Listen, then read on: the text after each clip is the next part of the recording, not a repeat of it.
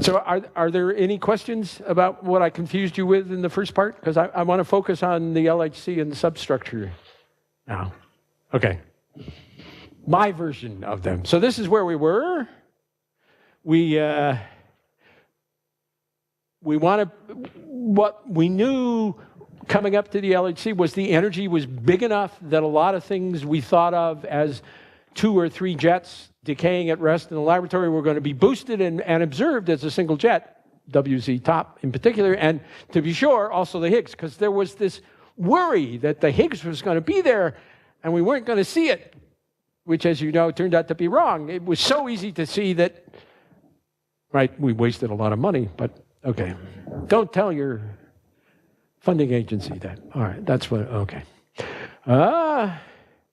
And then there was this issue of essentially uncorrelated stuff from the underlying event and what will be pileup, and we wanted Groomers to do that. All right, so let's talk about that some. Important thing to remember is the jets, the structure of the jets, QCD jets, starting with something colored and bouncing it out so that it's isolated in momentum space. It showers like an electron. Well, not exactly, but mostly like an electron. And so there's no real structure to that per se. It's a pretty smooth distribution. So we know what the background looks like. Remember, there's this truth that today's signal is tomorrow's background. So QCD is now a background. After 20 years of convincing people it was true, it's now a background.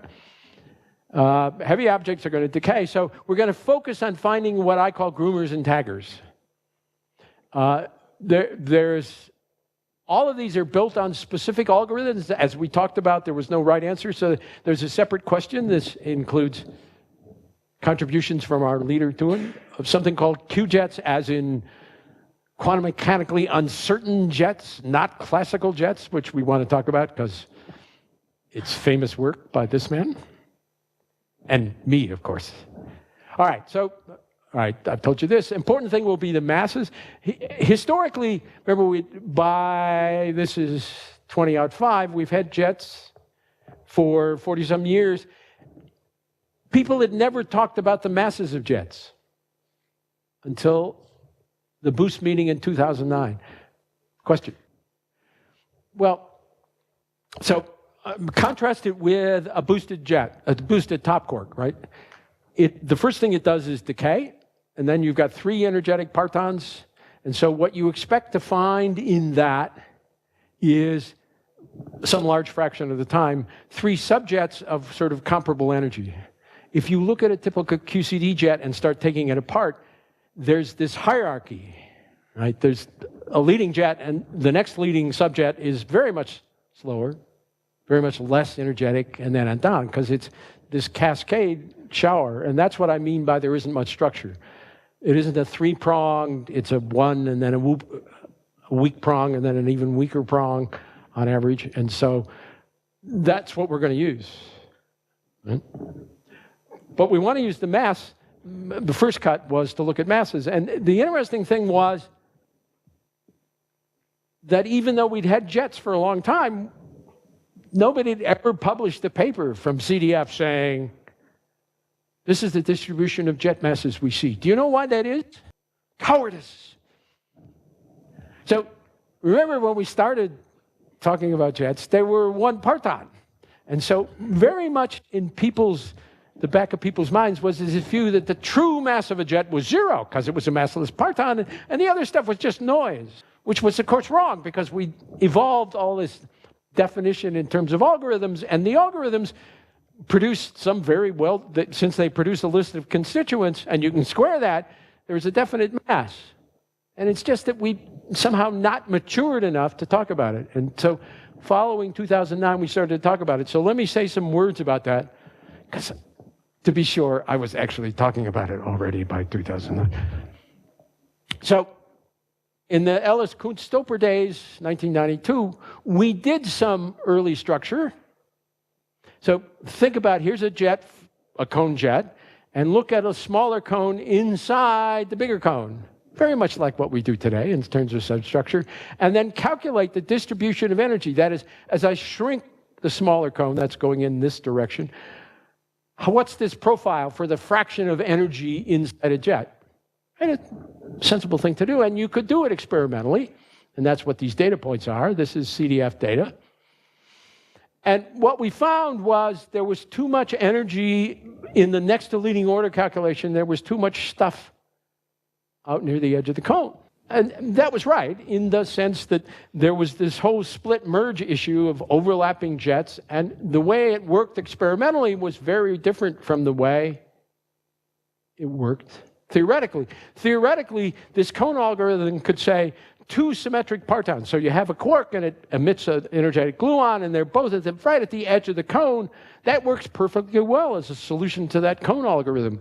But if you asked experimentally, do you ever see that configuration? Because both of those guys then made their own shower, and a lot of the crap got outside, and so they wouldn't look like a single jet right at the edge. And actually, CDF did a really smart thing. So sometimes experimentalists are good. They said, all right, let's take a jet we found in this event and we found in that event, just pull all the stuff that was in that jet and put it in this event and look at them as a function of how far apart they are. How close together do they have to be before I identify as a single jet?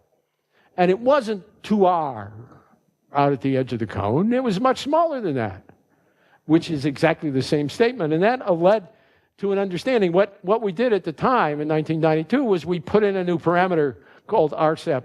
You're probably not old enough to remember it. This was a very shame-filled time. We had to add this new parameter. If you added this new parameter, you actually got a pretty good description of the data. So it was a parameter, instead of being the biggest separation being 2R, the biggest separation was about 1.3R. We determined that by fitting the data, but that was in complete agreement with the CDF result. But it was just telling us that this cone algorithm had problems, which we've already established. I'm just trying to say that it's not like we didn't look at jet substructure. We did, but what we found was it was pretty confusing.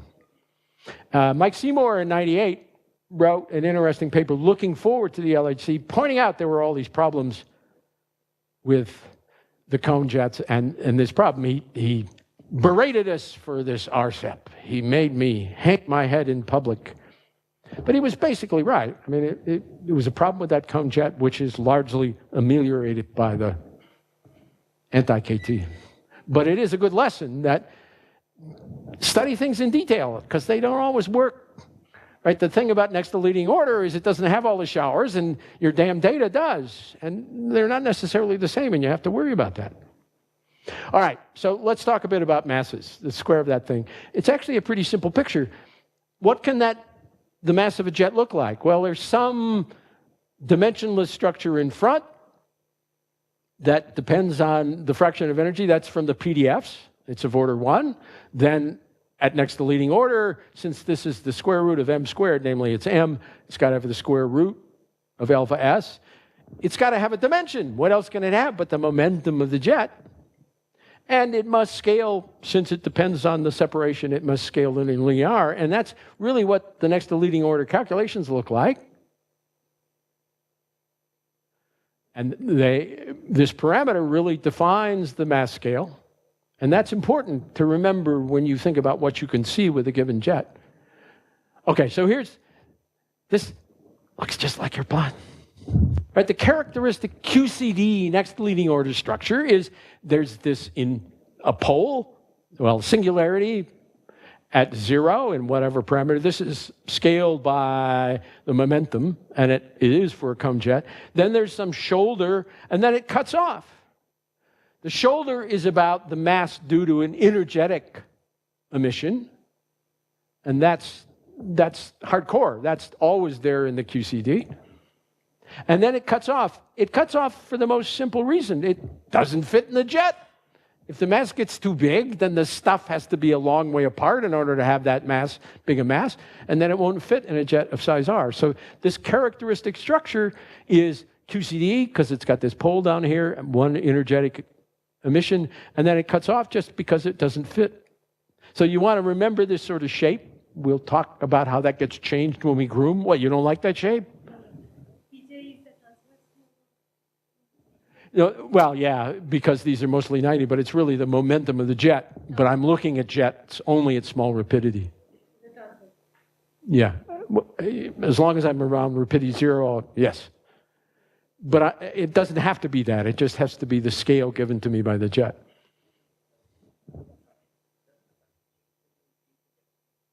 Say?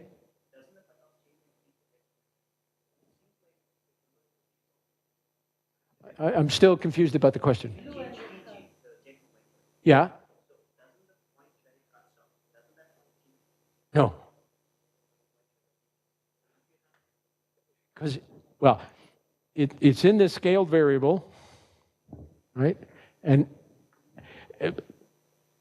at next to leading order, it's just one energetic guy, and the mass is just the product of those two momenta, which both scale like, because they're fairly symmetric, otherwise they don't contribute to the mass.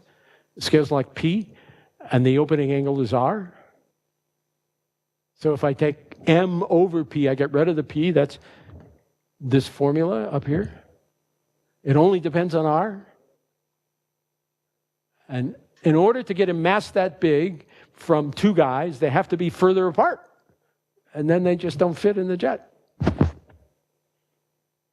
So it's confusing, but not deep. Are we okay? Okay. And so this is Steve Ellis's rule of thumb.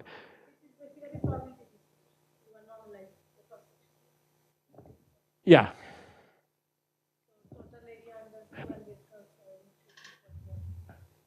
These things are, sorry, say it again. What's normalized distributions, basically. Yeah. So it's basically like a probability. Yeah. Yeah. So the area under each curve should be equal. Well, it's not, because these functions depend upon how much energy you had. So it's less likely when PJ goes up, there are just fewer jets at that momentum for a fixed energy. Okay? So they're not normalized in that sense. They still have this function that depends on the PDF. So this is at a fixed root S, varying PJ. So since this is M over PJ, the distribution is slightly shrunk because of this guy. So Groomers Pruning, which I'm going to talk about in detail, says I'm going to throw away, as we'll talk about in detail, all the guys who are soft and at large angle. Trimming and mass drop are really looking at this pruning is all about bottom up. I recombine things. These guys are top down by taking, remember these algorithms are all about recombining things. If I just go back in that history and start pulling the jet apart, then I find subjets. And this is approximately the same. This just says I'm going to look at subjets of a slightly smaller size, and I'm going to throw away all the soft subjets. This is throwing away soft particles. This is throwing away soft subjects, which is slightly different, and they give slightly different results. But the answer is still the same. You're trying to throw away soft, large angle stuff, because that is almost surely not from the evolution of the interesting stuff, but still, because it's at a large angle, even though it's soft, it can contribute to the mass. So if you get rid of that stuff, as we'll see, you tend to see a mass that's indicative of what you hope is the core. Not for QCD. QCD just goes away. But if there is the mass of a W or mass of a top, you get to see it. So let's talk about that. Let's talk about this pruning as viewed from Seattle in 2009.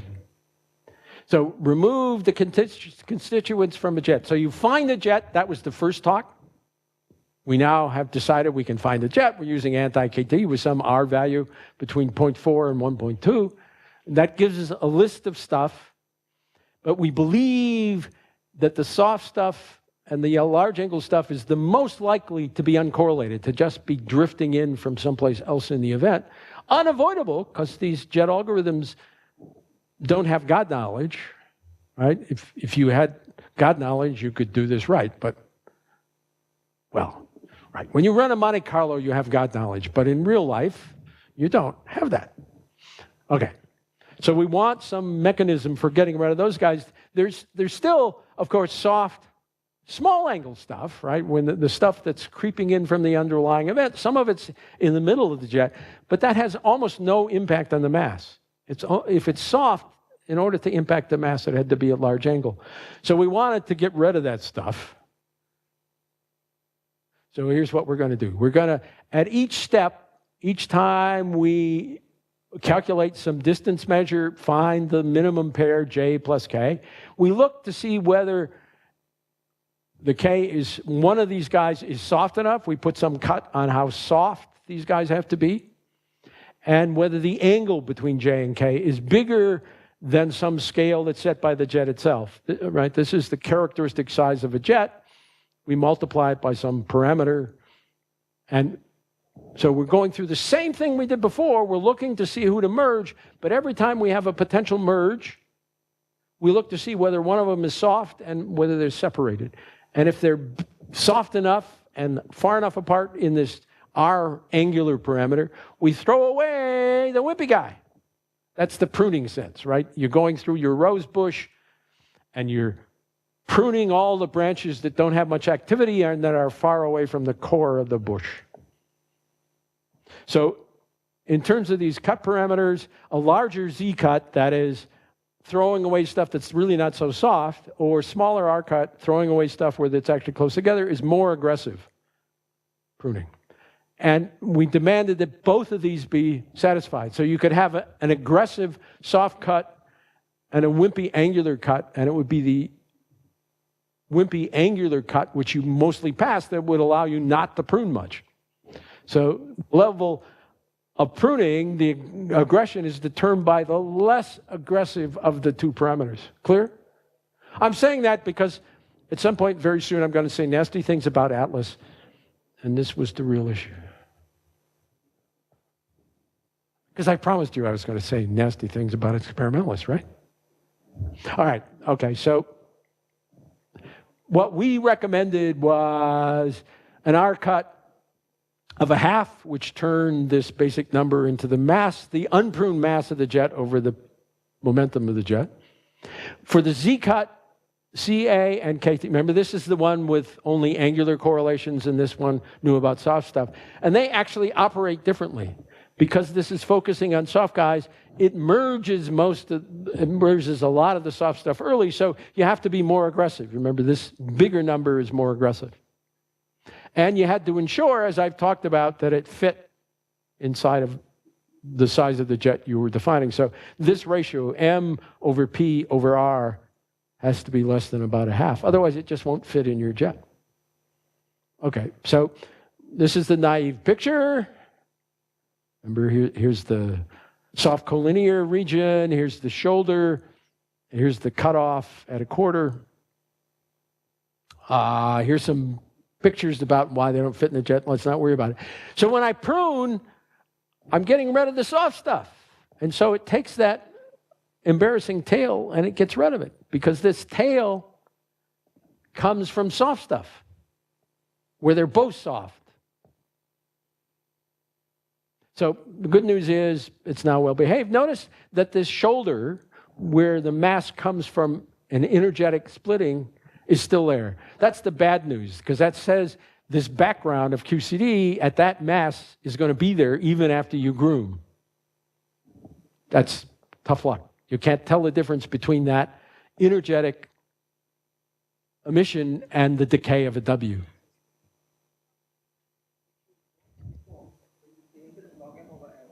Yep.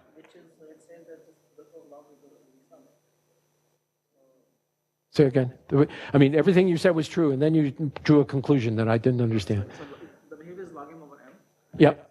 Which is a double logarithm. So you would think that there was student of log, which you need to reason. You're saying that let me do pruning so that the behavior entirely goes. Well, hold on. One slide, and then bring up this question again, because I got to make it go away. Magic. Okay, so, I'm just telling you what's happening here. Now let's do, that was next to leading order. That was just to get you in the mood. Then we have to think about real life, or some approximation to real life. There's this double log stuff. that we heard about yesterday, which tells you, when, right, as I'm assuming after I left to go home to go to sleep, you summed all those logs, yeah? Sort of told them. Okay. When you sub, at each order, there's the leading log, which is a double log, and those, because they're uncorrelated, have exactly the structure of the expansion of an exponential. So when you sum them, right, we know how to sum 1 over n factorials. And it's this exponential factor which goes by the name Sudakov, and it's basically telling you the probability to sit there with nothing going on is exponentially small. So the way I get to zero mass is to get to literally zero mass is no emissions, but the probability of emissions of soft stuff is exponentially big. So the probability of not emitting soft stuff is exponentially small, right? It's this minus log squared. So the effect is that there's no peak, there's no infinity. That's why I said it was going to go away. And so that's the part that still gets pruned, but it's actually not a big deal anyway. The shoulder, this kind of all-order stuff has very little effect on the shoulder, because the shoulder is really dominated by one strong emission, which is the next to leading order effect. So it doesn't really care about all the higher order stuff. The low mass peak, there is still one. It's moved away from the origin, and it's above the shoulder because of a factor of alpha s, which is about 1/10. Okay. So this is what the picture looks now. This is unpruned. But there's no peak here. There's a low mass peak. There's a shoulder, and then it cuts off.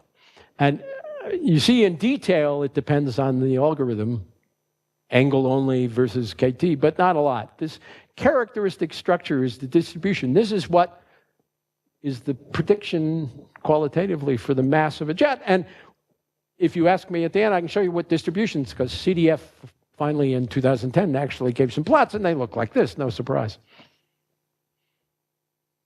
Okay, so we're going to prune. We started taking data. So this is analysis from CMS from 2013. And they used the default Z-cut. They're using the CA, the angle only, and they used actually a slightly, remember we suggested 0.5. They used a slightly smaller cut, which is more aggressive than the theorists would have said. And they got great results in their analysis of the various grooming techniques that they had at the time. Pruning, this is why I love them, pruning was the best in the sense of most aggressive. It got rid of more of the stuff. And so the way you see that is, this is one of these plots where they're plotting the rate of something, well, in this case, the mass of the jet, versus the number of extra collisions, right? This pile-up effect. And what you're supposed to see is the flattest one, pruned anti-KT, is this one at the bottom. The fact that it's flat says this pruning is getting rid of the contributions from all those extra events which were bleeding into the jet and adding to the mass. So we loved, people who liked pruning loved what CMS was doing. On the other hand, there's this cautionary tale that the people at Atlas didn't find that answer.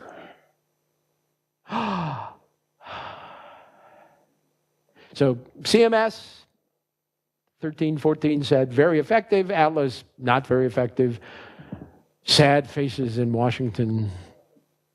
And so let me say a bit about this. But the thing I'm really trying to push is what we were talking about earlier. Theorists and experimentalists should talk to each other as much as possible. I know there are rules that you can't tell your theorist friends what you're doing or they'll string you up in the Atlas Hall.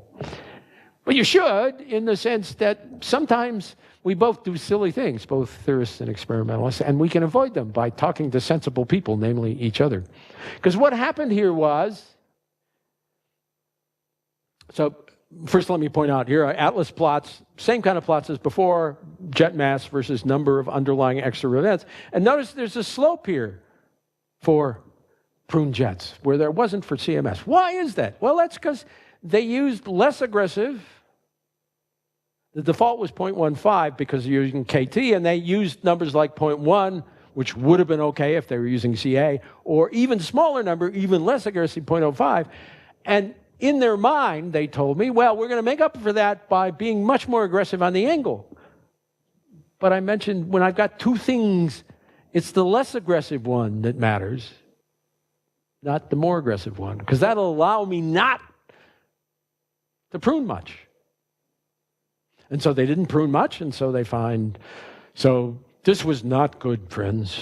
I mean, in the sense that they came to a conclusion that was silly.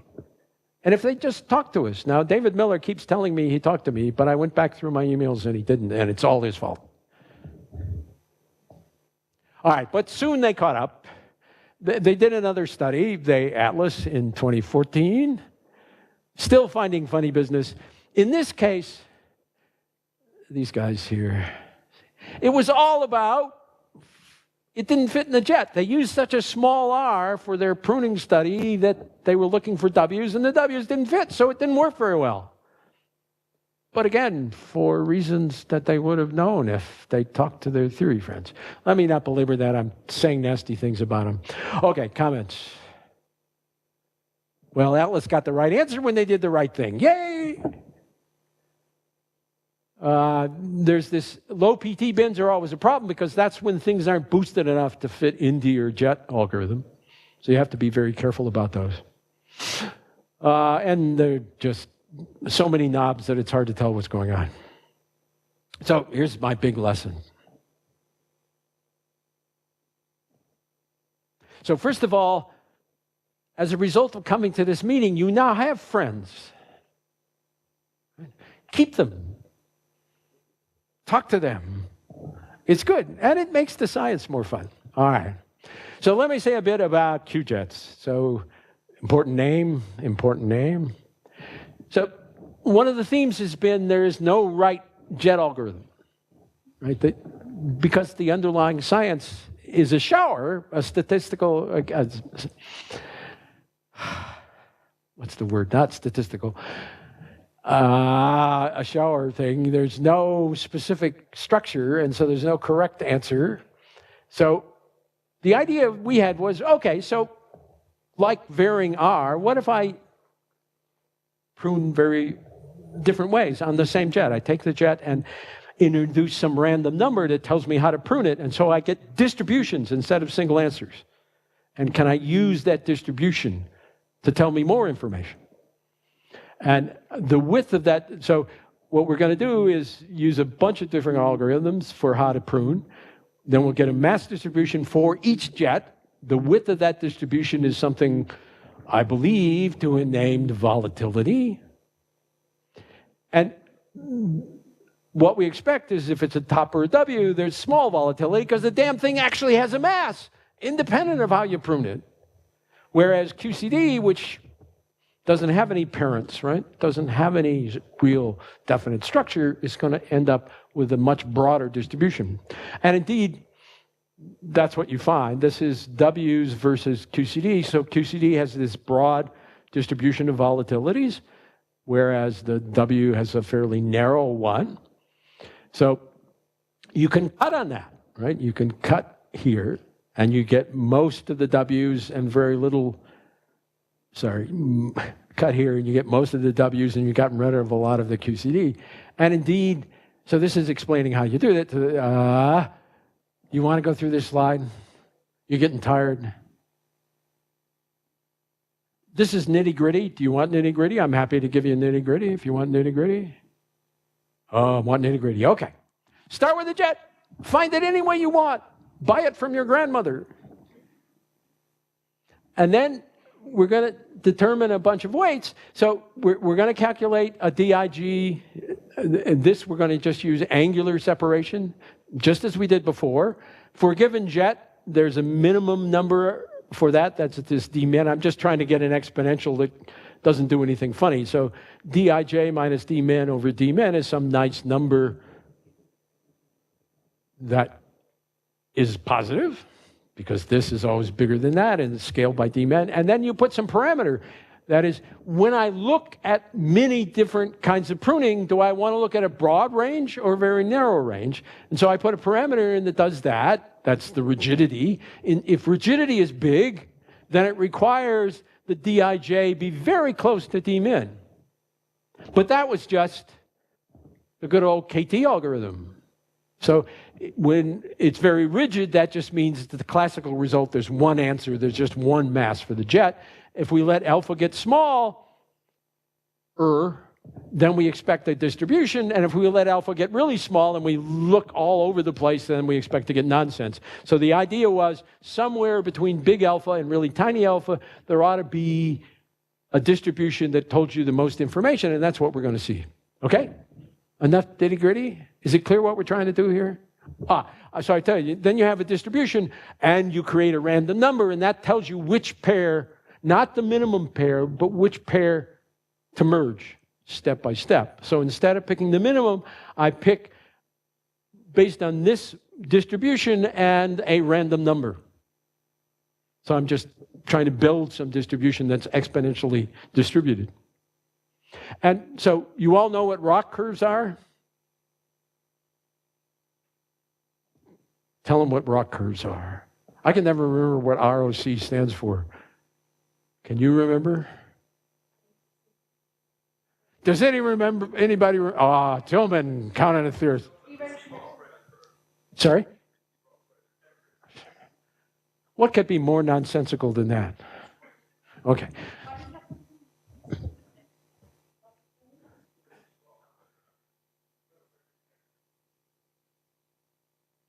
Does anybody know why they're named that?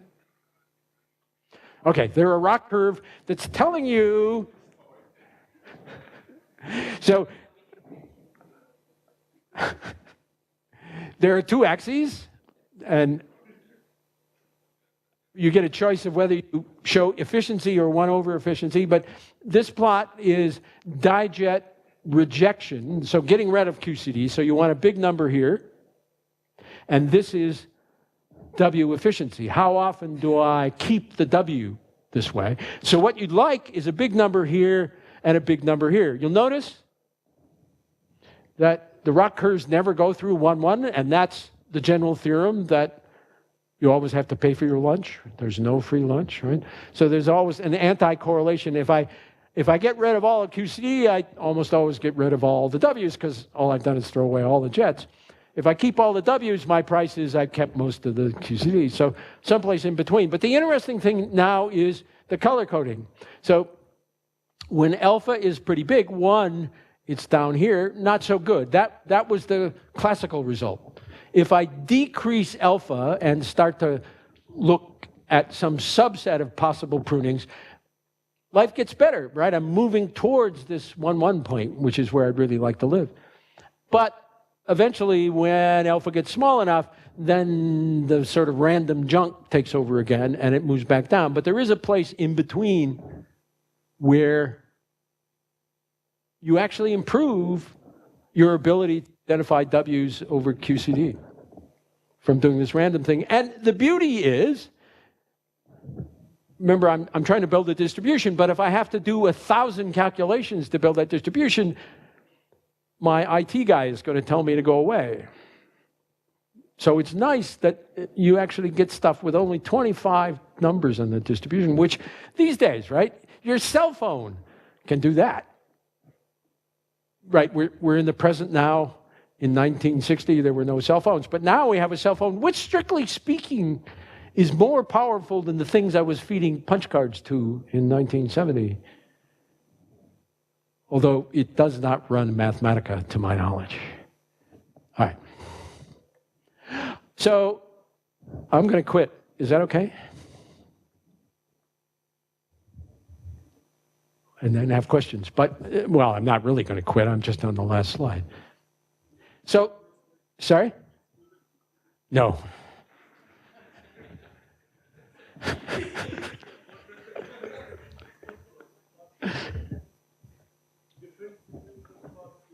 Okay. So this is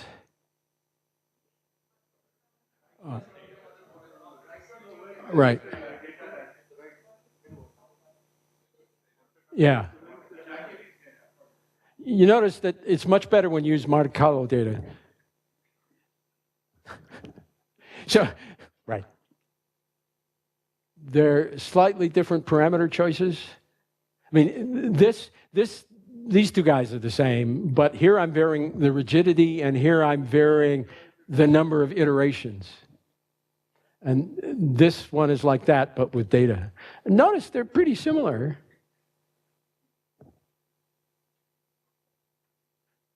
So the conclusion from the experimentalist was this actually it doesn't do too badly, and it doesn't have a. I mean, the hit we got from experimentalists first was you're going to have to do 1,000 iterations on every jet, and that's clearly nonsense. We're never going to do that, but they don't need it. What are you guys fighting about over here?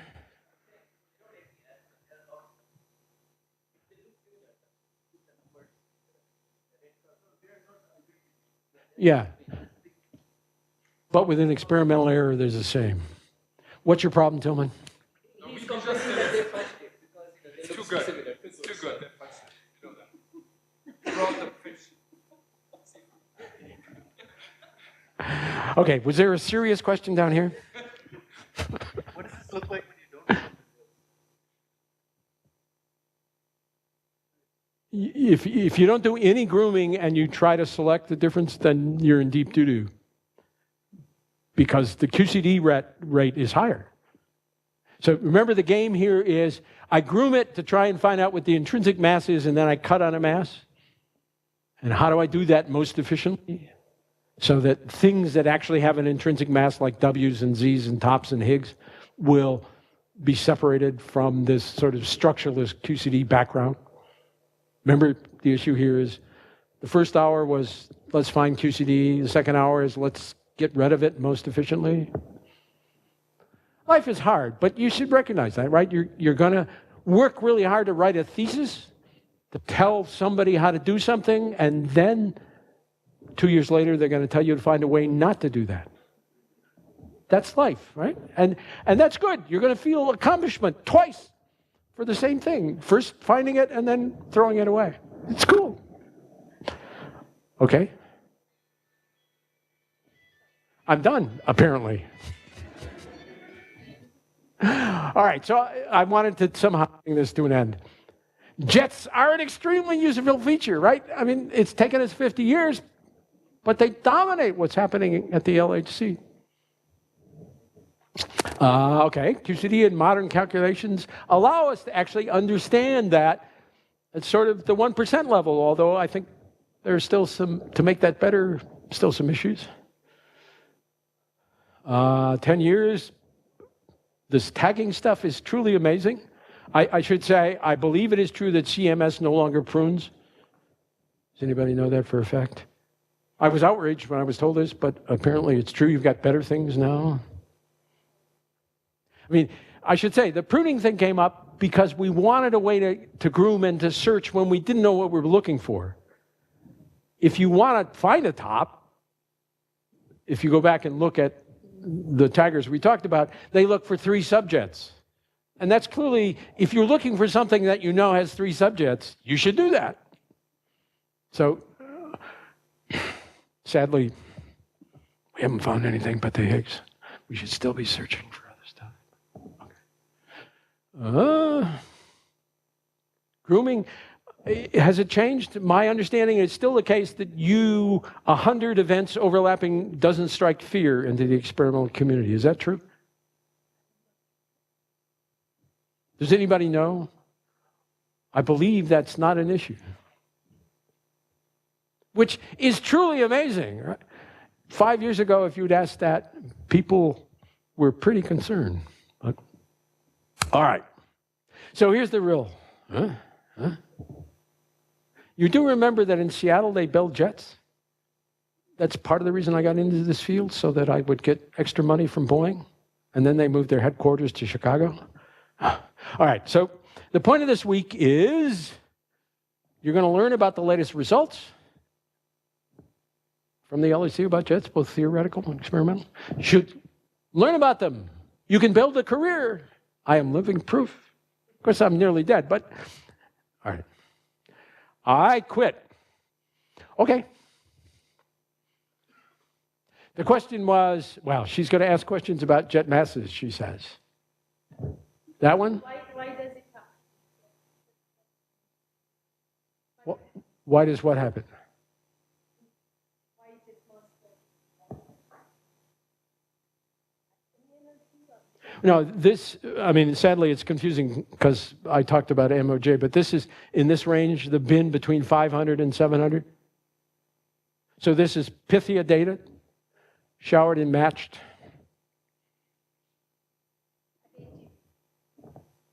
Yeah. So is it going to change that having It depends on what you mean by change, in the sense that this is always going to be the shape, but it clearly will move out in the dimension full parameter MJ as I increase S, because the PDFs will change and the phase space will open up. Yeah, but it'll still have this. so for 30 dB, 14 dB, we make it up to 500. Yeah. And overall, But it'll still be the case that there'll be this dip, because there's always radiation, so there's always a finite mass. Then there'll be a peak at 10 to 100, and then there'll be the shoulder, which is where this picture of a quark and one energetic gluon dominates and things are really stable, and that's a background that's hardest to get rid of. That is, if the thing you're looking for happens to have a mass of 200, this is the wrong bin to be looking at, because that's the biggest QCD background that you can't get rid of. And there'll always be this drop-off out here, which is really just the size of the jet, and whether boosting it by 600 GeV can put the thing you're looking at inside a cone of R equals 1. And if the mass gets comparable to the PT, it gets harder and harder because it just isn't boosted enough to fit it in. Well, there are three numbers. There's the mass, the P, and the R. so will it vary the response? Yes. If I increase R, it will go out. Yes. So now we go for the Yeah. so that one side is that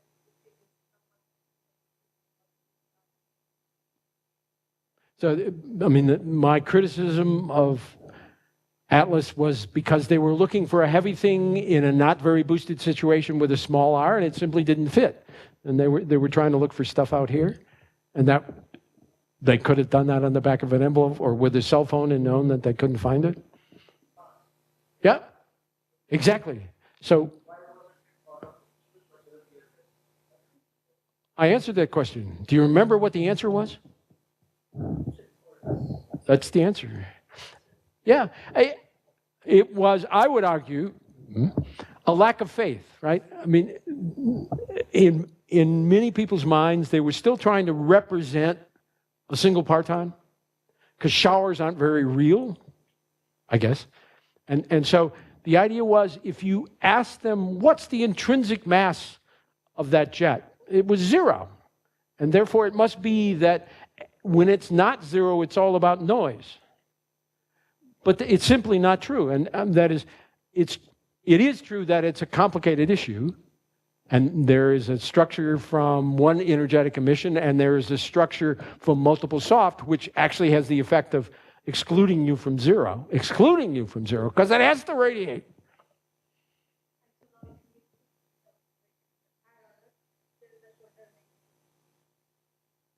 So this is effectively an all orders result, right? Because it's Monte Carlo, but we understand that. Most of the higher order stuff just excludes it from being 0, which gives you a peak down here at low mass. Perturbation theory is telling you about this, and phase space is telling you about the edge. And it's like the data. You want to see data? Not sure. So after this embarrassing meeting where they didn't have any data, in short order there was data. So excluded from 0, peak, shoulder, then cuts off. Excluded from 0, CDF. right? Preliminary, because it's never not preliminary as far as I can tell for the, I mean, this is from data from 20 years ago. But all right, so you're supposed to believe, and notice the shape changes with R the way you would expect. So I would argue that picture is right, that we can, with a straight face, talk about masses of jets. We still don't talk about them a lot, but they're at the heart of the taggers, because that's really what we're looking for, is a jet with a mass of a W within some approximation. Sorry? No. No. Well, because the intrinsic mass is small, and the tagging has to do with the weak decay.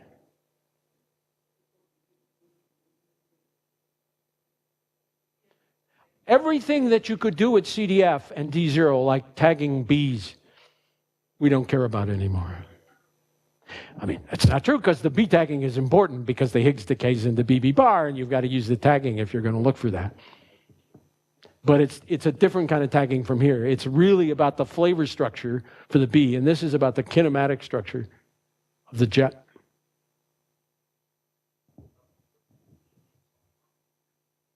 Say again. Yeah?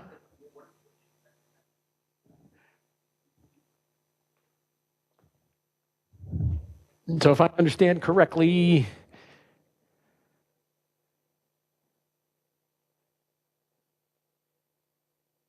you're asking about this guy. So it's really that Sudakov. Where does it really turn it off? So there'll be a difference between quarks and gluons, because in that, the coefficient of that log squared, as you heard yesterday, depends on the charge, the color charge. So for gluons, it's Ca. For quarks, it's Cf. So there'll be some impact on that. And if you want to dig through it, if you get these slides, there are another 30 slides about quarks versus gluon jets. And you can see that in the data. There is a difference in the structure that we believe allows you to tag quarks versus gluons with reasonable accuracy, reliability. Well, the characteristic here is M over P. So they're scaling together. M will vary linearly in first approximation with P. And sadly, this plot doesn't show that, but the other ones did. And this is not cowardice. This is laziness that I didn't. So the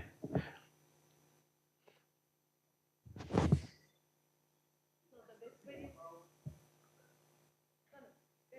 is in this graph, I think is covered. You're asking linear versus. It's really logarithmic structure, so I would use logs. Yeah, so there's no real difference between the square and the linear. But if you want to separate out this structure, it's really better to use, you certainly want a log plot over here, but I would use log, because that, and if you look through the extra slides, you'll see that illustrated, just because it makes it more obvious. I mean, it's always there, that structure. Sir?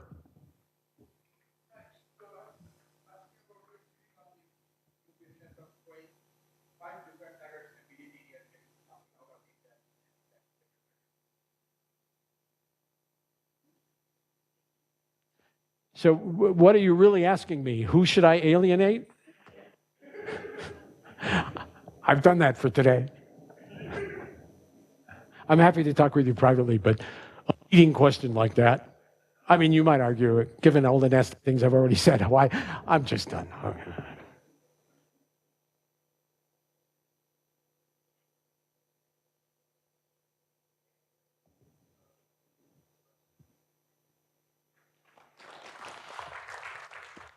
Thank you for allowing me to come to India, where I've never been, and I'm really looking forward to staying awake during the day.